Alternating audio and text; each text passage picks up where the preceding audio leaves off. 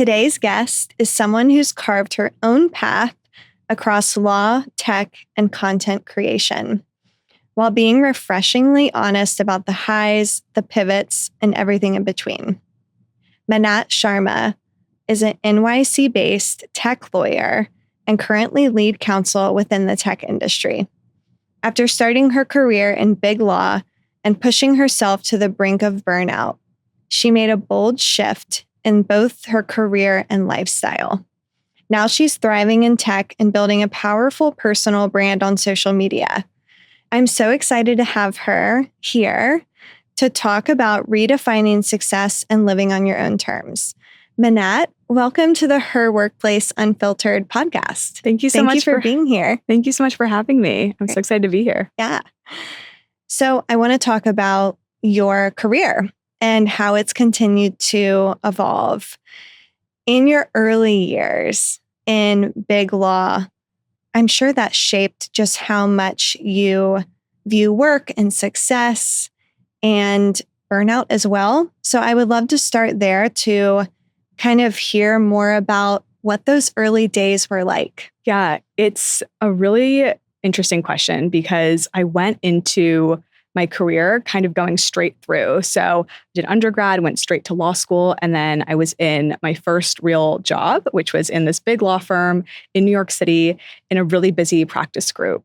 So I think I kind of went in with this idealized, sort of glamorized idea of what it would be. And I really didn't grow up having lawyers around me, nobody in my family, nobody I really knew. So my understanding of the practice of law was what I saw on TV in shows like Suits. Yes. And I love that show, by the way. Great show. Spoiler alert. It's not actually like practicing law. So, I just had this very ambitious, idealized version of what it was going to be like. And, in some ways it was like that, but it was also a whole new world and a whole new challenge of really trying to learn the skills, keep up with, this whole new experience and kind of living in New York. And also, just starting out in any career, it can be really scary and intimidating, and it can feel like a little bit of imposter syndrome. So it was all of those things. And, I look back on those early years with fondness, but also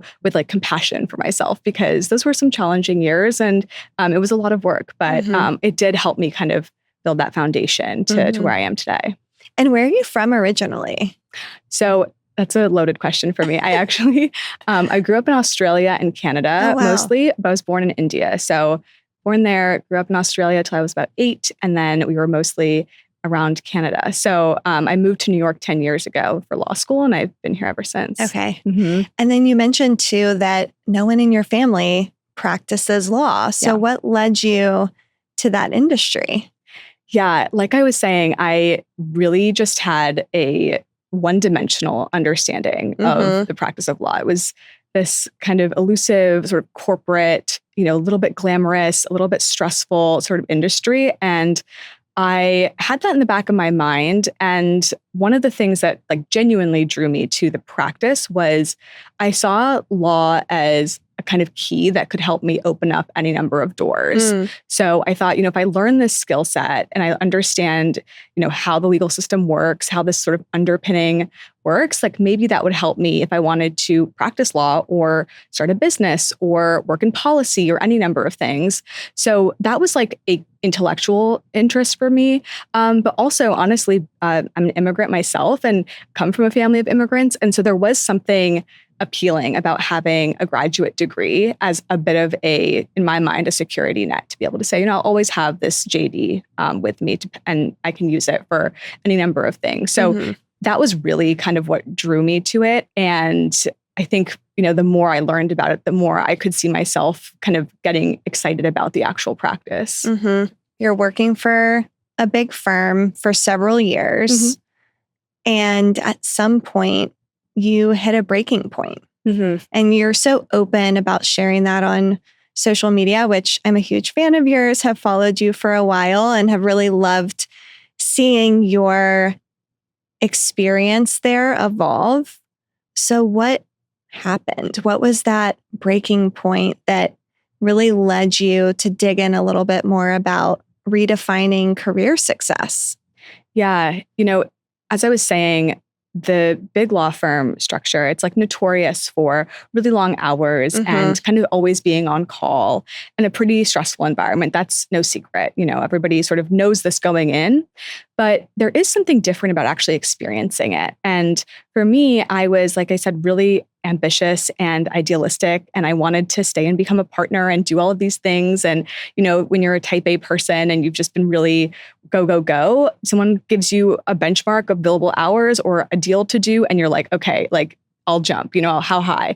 And so I think that I was in that mindset and really working crazy hours and neglecting my health and well-being, honestly. And it was just one of those things where I was in fight or flight all the time. And I had moments where I would be, standing in my office at 4 a.m. looking out over the city and being like, wow, this was not what I imagined, or this feels different. Like my body is tired. I can feel it. And the real turning point for me actually came in the pandemic, when it was sort of a forced pause in a way.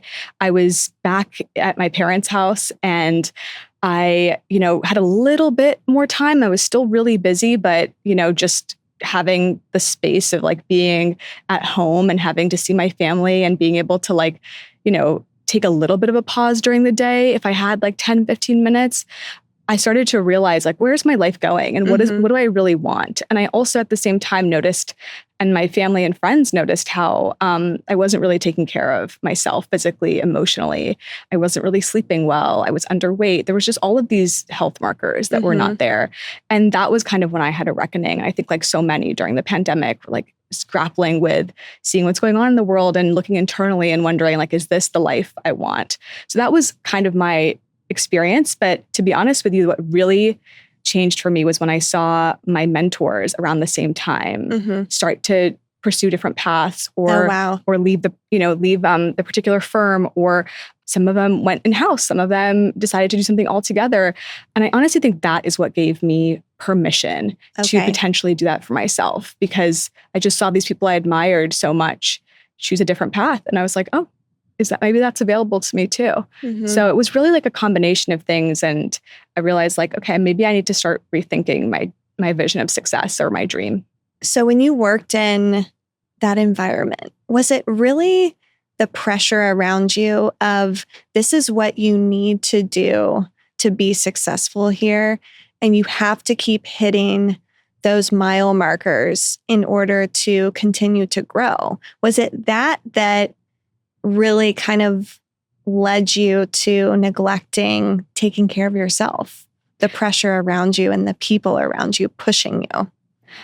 Honestly, I don't put it on anyone else. For me, I think that, yes, the environment is one where you are expected to be on call. It's client service. They're paying you to be able to do the work in an extremely short amount of time and do it well.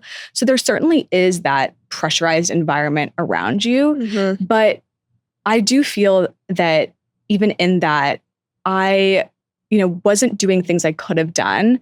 For example, I wasn't like raising my hand and saying, hey, I'm burning out, or I really haven't slept in like 3 days and I need some space, or I need to be taken off this deal, because I was putting that pressure also on myself.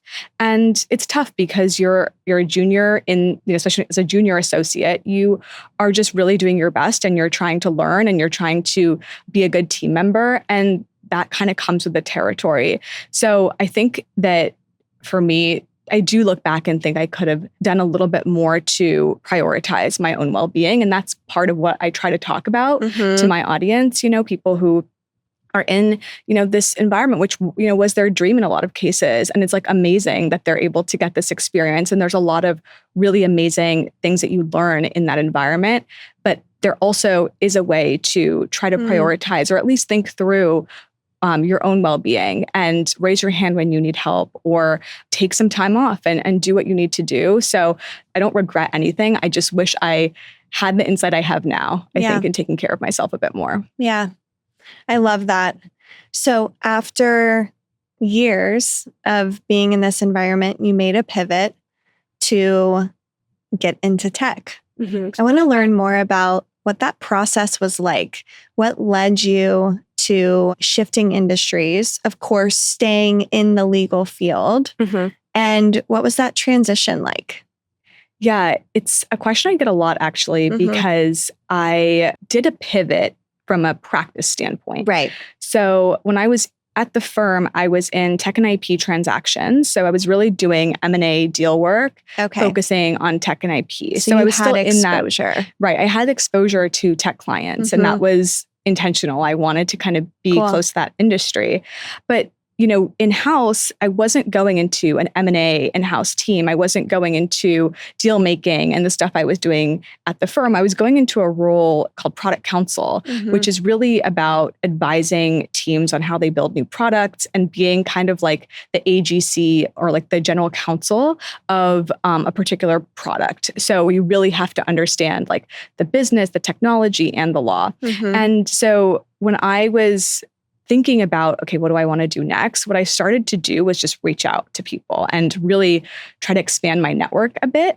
And so I would do cold DMs on LinkedIn. I would ask people if they knew folks who were in-house doing interesting things. And I just started to talk to people, not even with an intent of leaving, but just to understand what else was out there.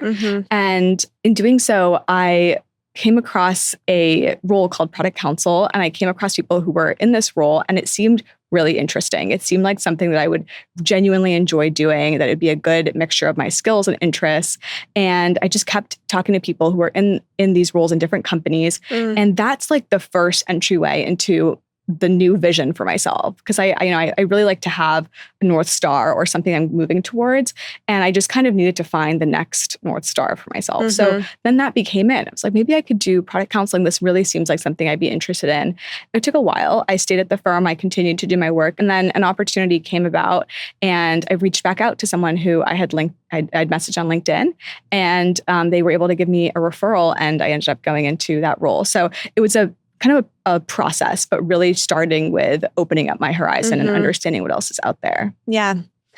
I think that's really great. And I encourage a lot of women to do the same. Of if you're interested in exploring other roles or companies or opportunities, reach out to the people that are doing that. And I'm sure that those conversations and that experience really gave you more insight on what their day-to-day is like. Right. Not just the role, but how do they manage other things in their life, or what's the work-life balance like, or how did they get to this point, or what does the future look like for a role like this? So I think that's really great that you did that. Yeah, it was really helpful, like you said, to understand what their day-to-day was like and what they were interested in. And one thing I noticed was that a lot of them had full lives. And that was something that I realized, I didn't really have. All I was doing is working. And that was a good insight into, okay, this might be a place that I can really grow in. Yeah, you saw that they had the opportunity to prioritize their health. Yeah, their health, their lives. And I heard people talk about hobbies and things they were interested in and their weekend plans. And it was just kind of a whole new world for me, because that just wasn't really on my radar when I was personally just so focused on my work. And so it seemed like, okay, this might be a place where I can sort of get that next step of having a more full life. What does prioritizing your health look like to you today? So mentally, spiritually, emotionally. When I went in-house and I had a little bit more time, I had weekends, which was revolutionary. I started to think about, like, how do I build out like this work-life balance thing? Like, how do I do that? And I went online and I started looking up like modules or frameworks or things that could help me kind of guide me, because I just really didn't even know where to start. And in doing so, I kind of felt like nothing was quite resonating with me. And I felt like there were some that focused too much on like the sort of spiritual soul side or emotional or mental. And so I kind of came up with my own, and I called it Mind, Body, Craft.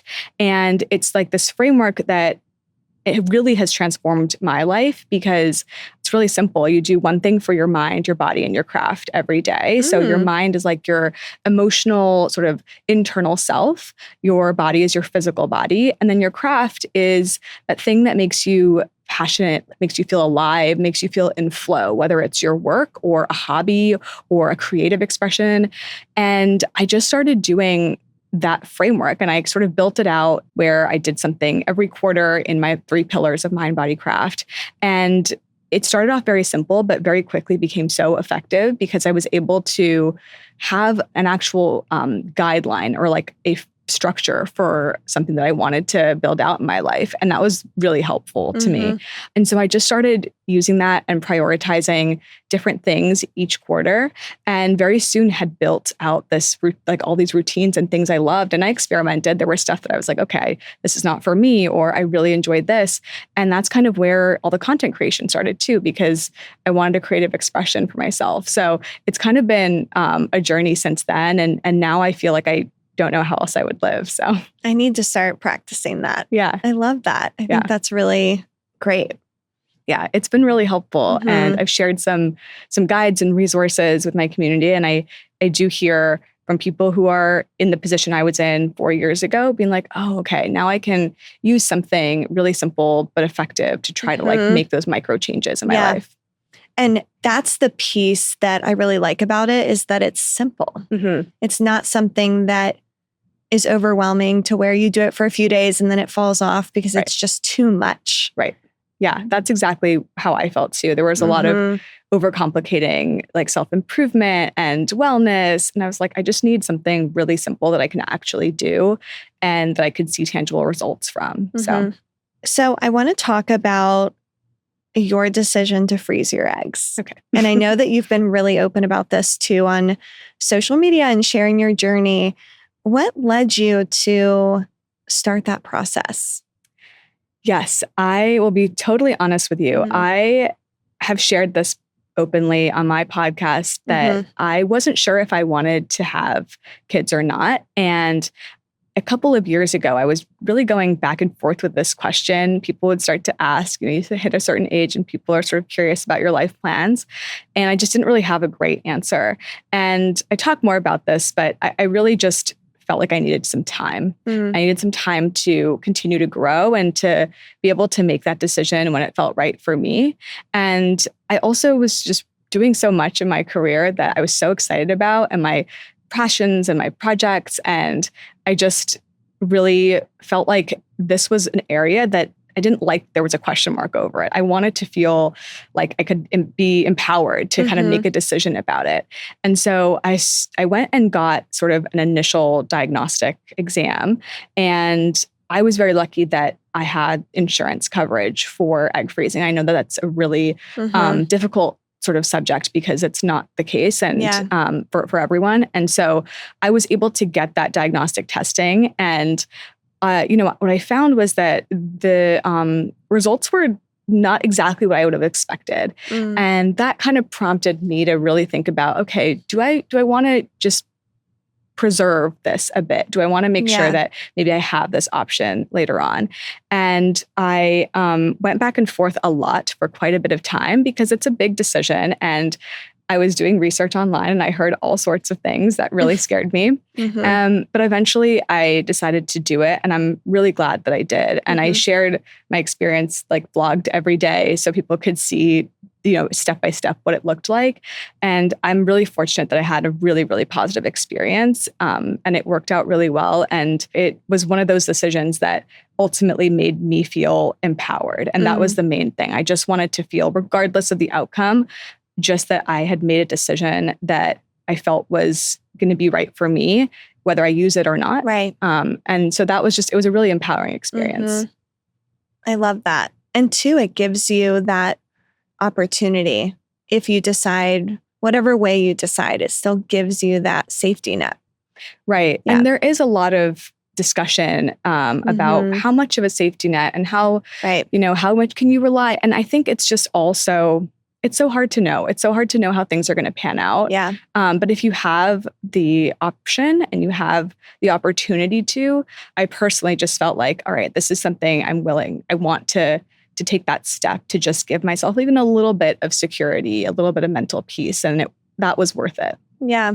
So for women, obviously it's very challenging to build a family as well as be in a successful, high-powered industry and career.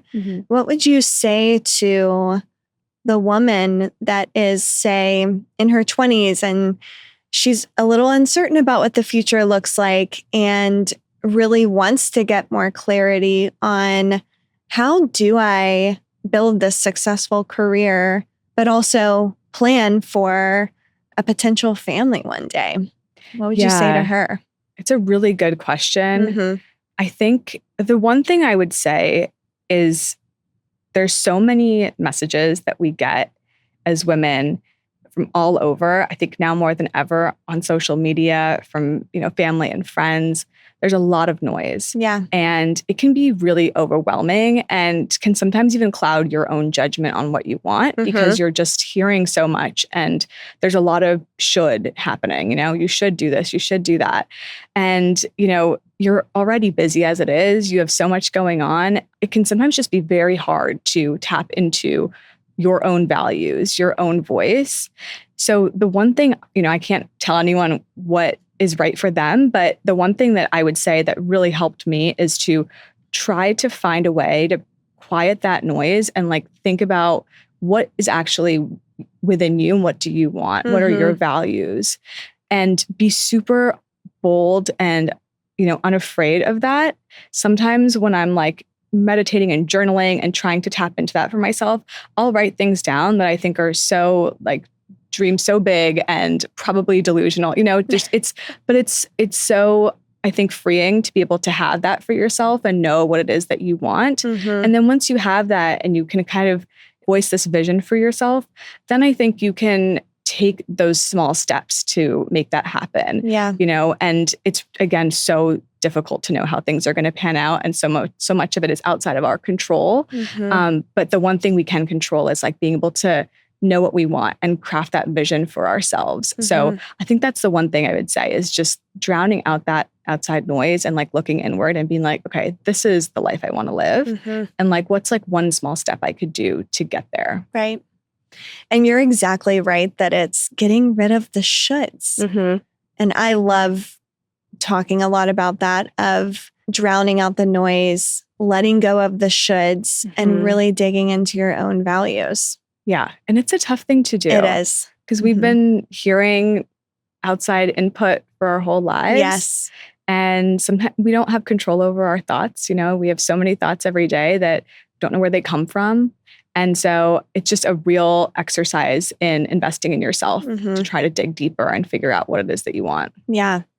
And you don't know what the future is going to be like either. Right. Did I ever think that I would be 35, living outside of New York City, just married with a baby and an entrepreneur? No. Right. I thought I was going to be living in Atlanta at 25, growing in corporate, married with 3 kids. Right. That's what I believed that the future of my life would be in my 20s. So you just don't know how things are going to pan out. Exactly. And that's one of the things I've really learned is I love to have, and I know a lot of us love to have a plan, this is what I want. And I think it's super helpful to have that, but also just knowing that your values, your priorities might change, your dreams might change, and to give yourself permission to let go of that goal that you had or that vision that you had if there's new information or new priorities or your values have changed. So, yeah. So I want to talk about your social media journey. And like I said at the beginning of this podcast, I've really admired what you've built on social media and how you show up so authentically. Tell me more about what that journey was like in getting started and what led you to sharing your story online. So it's funny. It was a complete accident. like I was mentioning earlier, when I moved in house, I had a bit of time back and I was using my mind, body, craft framework and trying to build out a more fulsome life. And part of it was I really wanted sort of a creative expression. And I didn't see myself as a creative person. I've always seen myself as a very analytical, sort of logic-based person. And it just so happened that one day I was like playing around on TikTok and I wasn't really making any videos. I would like put something together and put it on a draft. I wouldn't post it. But I was looking through some old photos of myself from my very junior years at the firm. And I just saw like my face and put myself back into that time and realized how much I've changed and how much I've grown since then. And it all sort of came back to me, like the story of me dreaming really big and being in this small town in Canada and wanting to be in New York City as a corporate lawyer and then getting there, achieving that dream, and then changing my mind or, deciding something else and how scary it was to leave. It was, it was really difficult. It was a hard decision for me. And I just started putting that story together and I posted it. And I didn't even have notifications on my social media apps. And someone sent it to me and said, this has like 2 million views. Oh my gosh. And I was like, what? I thought no one would see it. I thought maybe 2 people would see it. Yeah. And what I realized was that, wow, so many people resonate with this. So many people resonate with the story of having a dream, working really hard for it, and then your values, your priorities change and you have a new dream. And just that, how difficult that can be to make that decision, to take that leap of faith in yourself. And it was just a really cool moment. And I actually remember thinking, okay, either I delete this video and I pretend it never happened, or I see this as an opportunity to maybe continue to talk to this community of really interesting people. And I chose the latter and I started to just share more. And I talked more about how I was thinking of work-life balance at the time and how, I started that journey. And there were people who were pre-law who were interested, people who also made a similar career move, and then people who were just living in New York and, were curious about how I was approaching like being young in the city and all of that. So I started just sharing more and more, and everything from career, work-life balance to egg freezing now and, my own personal thoughts and just being more and more open.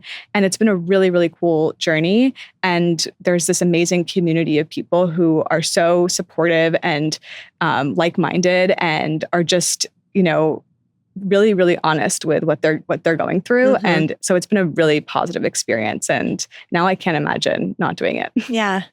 And through that process of it growing and you continuing to share more, have you ever felt any tension between your career and your professional life and then your presence and your building this influencer opportunity on social media? Like, how has that been managing the two? Yeah, it's a good question. I think because I really separated it. I have my full-time job and I am locked in that role. I love it. And I love the role I'm in. And, I'm 110% there. And then I have this, I still think of it as a creative hobby.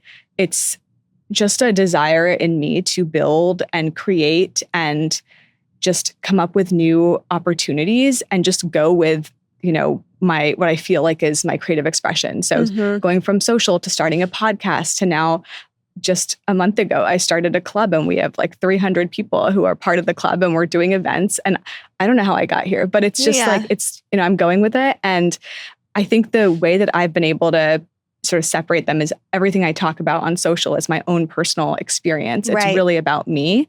And it's about, me sharing thoughts or tips and things from my own experience. And then, obviously I'm not talking about my actual day job. That's completely separate. And I really do love doing it that way. And I think it allows me to really treat the content creation side as like a creative expression and be super, super honest and authentic to myself because I'm not trying to become a full-time influencer. Right. I'm really doing this because I love building this community and connecting with people. And it's just been so fun. And if I didn't have social media, I probably would do something else that gives that same sort of creative expression. So that's how I sort of separate them. And I think, if anyone is thinking about a creative hobby or starting something publicly on social, it can be really scary at first because people, do see the stuff that you're putting out there. But then after a while, it's like, it really is There's just so much out there anyways. There's so much out there. Mm-hmm. And if it's fun to you, I mean, that is the whole point. Like, it's got to be fun for you. It's got to be fulfilling to you. Like, people aren't thinking about you. Yeah. they're so not. True. Yeah. So would you say that this creative outlet is filling that opportunity for you as a passion?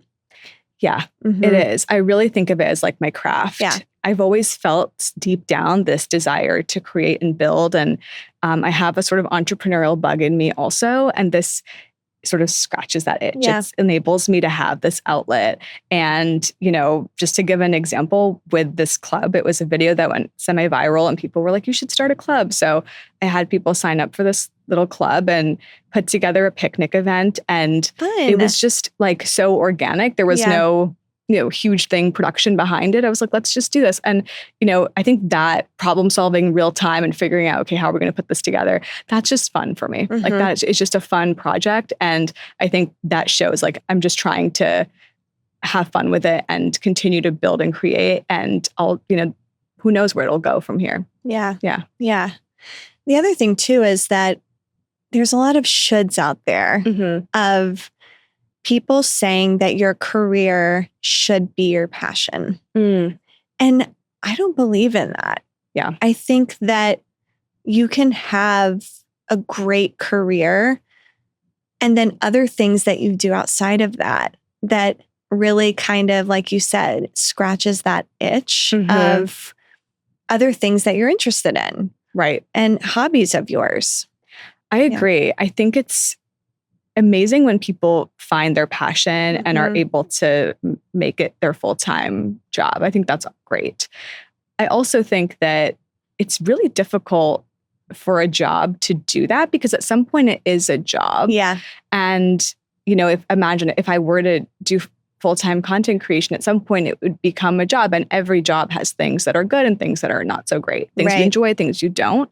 And so I think it's hard to kind of put that expectation on a job to be like all fulfilling. So I do really like the idea of having other passions. There's so many, we're so multidimensional. There's so many things that you could be interested in, and you probably don't even know which hobbies you're going to have later on in life. So I think just having something outside of your day job that does fulfill whatever it is that you're maybe not able to do in your full-time job is a really good way of like having that full life. And it's a little scary at first, I think, but I think it's so fulfilling to be able to have that. Well, and I'm sure too, there's a lot of crossover of like the things that you're learning as a content creator, you can too utilize within your professional career too. Yeah, absolutely. And there's so much, as you know, with just making connections, the people you meet through your passions. You might not meet at work, because you might be in a specific industry, whether you're in law or tech or business. If your passion is something completely different, you're meeting people in a completely different avenue. And that is just so enriching in of itself to meet new people, understand what they're doing, be able to expand your own network and just be exposed to different ideas and different ways of life. And that, I think by itself is just so rewarding. So it's been really great seeing from the outside just how much you have grown through these bold career moves that you've made. I want to talk about what your definition of ambition is and what do you now see as making it? What does that mean to you now? For me, the big thing I've learned is that the definition of success is going to change, is going to evolve. And to give yourself permission to let it evolve as you also grow. And you're completely right. I feel like I reinvent myself every few years. And I think everything's working and then we change it up. And so for me now, ambition is really following that intuition I have within myself. So if something feels like it's something that's coming from within me, from a value within me or a desire within me, I'm going to do it. Starting the podcast was one of those things. And I think that is really like, to me, what my ambition is now. I think of it as doing it for the joy of winning versus the fear of losing. I think before I was really ambitious in chasing success out of the fear of not making it or the fear of losing something or feeling behind in some way. And now it's coming from a place of like self-love, empowerment, and like, this is something I want to do. This is something I get to do. And it's for the joy of getting to actually do it. Like the joy of putting together an event and it going smoothly is so fun. And coming from like that positive perspective rather than the feeling of, oh my gosh, if I don't do this, I'm going to be a failure. And it's really hard to make that switch, but that has been like the most powerful switch I've been able to make. And now ambition is coming from like this positive place of like, okay, I can do this. Like, let's do it. Let's see what we can accomplish. Not like, we have to do this. Oh my gosh. So that's like what ambition means. And making it now, I think, honestly, it changes all the time. And my vision for my life continues to evolve. But right now, I really think it's, if I can continue to build and create and be happy and be at peace with myself, like that is all I want. Because every time I have a goal, I just try to ask myself, and what do I want from that? And then I ask myself again, what do I want from that? And eventually you end up just wanting happiness. So if you can have happiness while you're doing the thing, I think you've won. Is there anything that you're doing now that would have scared you a few years ago? Everything. If you had told me, similar to what you said, that I would be doing content creation, had moved in-house, doing a podcast, putting together events, like any of this stuff would have been just so beyond comprehension, especially for someone like me who is so stay within the lines, color within the lines, do what you're told, do the next thing that's expected of you. I mean, this was not expected of me. And so I think I would be surprised by all of this stuff. And I'm sure I'm going to say the same thing in 5 years. But I think that is actually really cool that I've been able to evolve and get past my own fears and insecurities and be bold. For the women that are high achievers, what would you say to them about this notion of rewriting the rules and creating your own career path that you have control over? Yeah, I think it's really tough for us who are high achievers because a lot of times we have expectations that have been placed on us from the outside world. Yeah. And then we have our own internal expectations. Like going back to at the firm, yes, there's stuff that's going on outside, but it's really what's going on inside. Right. And that continues to happen, I think if you're someone who has that ambition and is high achieving, the main thing that I would say, and that's been helpful for me, is again, going back to like quieting the noise of what's out there, what's expected, and digging into what's going to make you feel fulfilled and being, bold about it and being like, okay, this is really what I want to do. What's like one thing I can do to get there? What's another thing I can do to get there? How do I start? And I think remembering that if you're trying, like that's like half of it. Just trying is like the main thing. And once you start trying, you'll just continue, and then you just never know where things are going to go. And with that, I would say just keeping an open mind as well, like we've been talking about, because you just never know what opportunities might unfold as you're on this journey, and keeping an open mind to, okay, maybe my decision changes or my goals change. I think that can be really helpful. But it is that high achieving ambition is really going to be a strength for you. Yeah. It's just knowing like, where do you want to apply it? And remembering like, you probably can do it, the thing that you're thinking about, but like, do you want to? That's the main thing. And what's the outcome? Yeah. So we close every episode with 3 questions to really hear more about how our guests are leading on their own terms. So I want to ask you, what's one thing that you do each day to stay grounded? Outside of your... Yeah, I was going to say, I do my 3 things. Yeah. One thing I do each day to stay grounded, I have a gratitude practice. Every night I look back on my day and I ask myself, what are 3 things that went well that day? So 3 wins, and they have to be really specific to that day. So it can just be like, my coffee was great, or, but really specific to that day. And that keeps me grounded because I just realize every day there's like 3 great things that happened. Mm-hmm. And I really like that you said it's those little things too of, oh, my coffee was great. And that just helps you reflect and give off that positive energy within yourself. I think so too. And even on like the not so great days, there's probably 3 little things that went well. And as you start to reflect, you start to notice those things more and more. So I'll notice like, oh, we had such a great conversation. That went well. Things like that, you'll just notice. And I think it makes you a more positive person. What is something that you used to think was necessary for success, but now you don't? Sacrificing your mental, physical, personal well-being. Yeah. I think that there was a notion of you need to suffer to succeed, and you definitely have to make sacrifices. But I don't believe that sacrificing your well-being is a worthwhile one. Yeah. Side note on that, I had a boss tell me once, because I would always dress up going into the office. I worked in a corporate environment too. And I remember walking in one day and he said, Marilyn, I want you to like look messy. Like, I want you to look like you've been up all night working. Marilyn, I've had the same thing. Someone has said that to me too. Isn't that wild? So yeah, I can resonate with you on that of in some of these environments, there is that expectation that you need to work long hours and that you shouldn't make time for yourself. And then lastly, what does building a career on your own terms mean to you?